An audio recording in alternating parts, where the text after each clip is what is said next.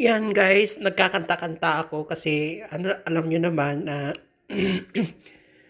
nag-video-video ako dun sa loob ng kwarto ko. So, binuksan ko na rin yung aking disco light sa kanyang kwarto. So, ayan, kanta-kanta. So, ang kanta na yan ay kay Michael Pangilinan na kung sakali lang kasi alam niyo naman, may nami-miss rin akong jowers ko na wala naman personal break. So, nag-break kami na hindi kami nag-break, kumbaga nawala lang yung communication namin. So, kinanta ko yan, tapos maiyak-iyak pa nga ako dun sa iniyak, yung kinanta ko yan dahil naalala ko siya, namimiss ko siya. So, ayan, kung sakali man, ganun, yung kanta na yan. So, ayan, kumanta-kanta ako hanggang natapos ko rin yung kanta na yan.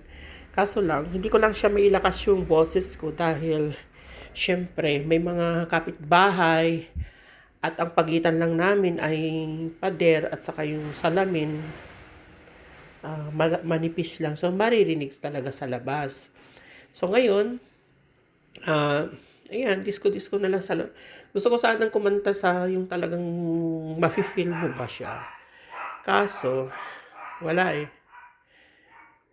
Nasa loob ng kwarto tayo kaya pigilan lang natin yung kumakanta dahil syempre hindi naman pwedeng lakas-lakasan natin dahil may mga kapitbahay natin dyan sa kabila. Manipis lang yung pagitan natin na pader at ang tawag dito yung salamin manipis lang. So, maririnig talaga siya pag binuksan mong todo-todo. At saka tanggal stress na lang din kasi syempre pagod ka rin sa trabaho, kailangan din yung stress reveal mo matatanggal. So, yun, ano tawag dito, kanta-kanta. So, nakakanta rin ako dyan guys, mga 10 kanta ata yun.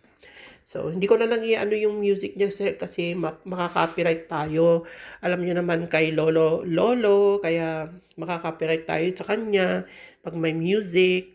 Ayun, di ba? So, namimiss ko lang yung jowa ko. Kayo naman. Comment down below kung hindi nyo naman namimiss yung mga jowers or the past. The past love life. Charis! O, ayan. Hanggang dito na lang, guys. At please, subscribe my YouTube channel. Luyang Mama Yub. Dating Luyang Vlog ang aking YouTube, pero Mama Yub na ngayon. Please, and share, and comment, and subscribe. Mama Yub. Bye-bye.